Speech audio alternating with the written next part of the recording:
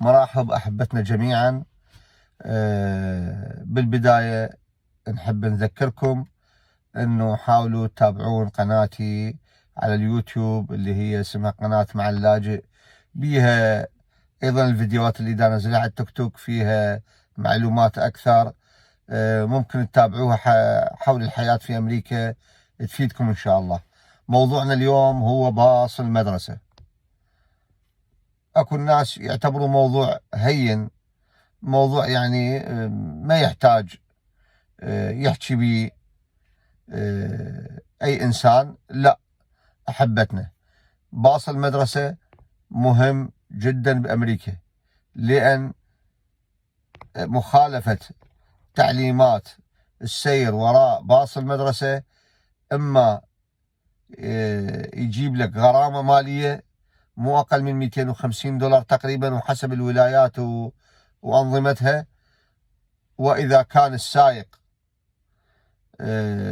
شاف الوضع اللي أنت بيه أنه غير جيد، احتمال الكتابة مالته راح ياخذ رقم سيارتك، واحتمال الكتابة مالته اللي راح يكتبها عليك يجوز توصلك محكمة، يعني لأن أنت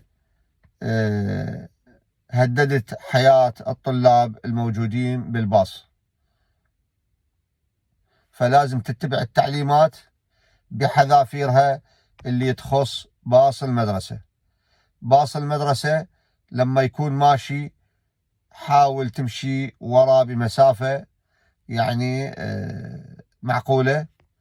ثاني شيء من يوقف وشغل الفلاش لايت مالته ويمد الذراع اللي مكتوب عليه ستوب، لازم تتوقف. وبالقانون في كل الولايات معروف انه انت لازم تكون 20 فيت مسافة التوقف ورا باص المدرسة اذا كان دا يشيل طلاب ومشغل الاشارة مالته وفاتح الذراع اللي بيه كلمة الستوب.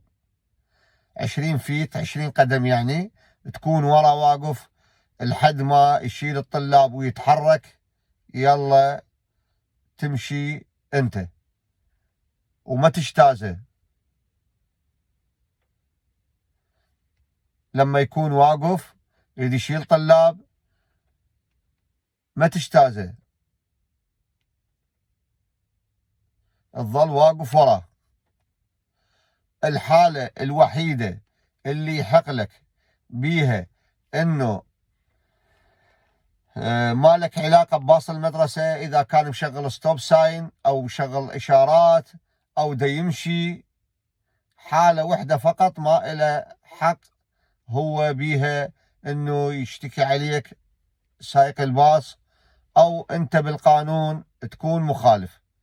الحالة الوحدة لما تكون انت جاي عكس السير بالسايد الثاني وبينك وبين الباص جزرة وسطية، يعني بالسايد الثاني انت جاي طالع، هو رايح وانت طالع راجع. هاي الحالة الوحيدة اللي ما تعتبر مخالفة.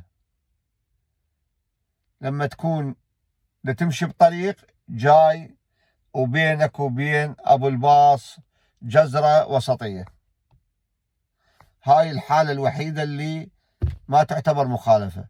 اما كل عمل اضطراري راح انت تتخذه وراء ابو الباص هذا راح يعتبر مخالفة. وطبعا حسب رأي ابو الباص اذا اخذ رقم سيارتك وبعث الشغلة اللي سويتها انت برسالة، راح تجيك غرامة على هاي مخالفتك. فحاولوا تتبعون إرشادات وتعليمات اللي تخص باص المدرسة، أولا حفاظا على أرواح الناس، هذه بالدرجة الأولى، أرواح الطلاب بالدرجة الأولى، وهذه كل إنسان هو يتمناها أنه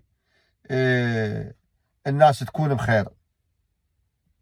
هذا أولا. وثانيا تجنب نفسك المخالفة المالية اللي راح تجيك من وراء مخالفة تعليمات باص المدرسة. نتمنى وصلت الفكرة، وشكرا جزيلا لكم.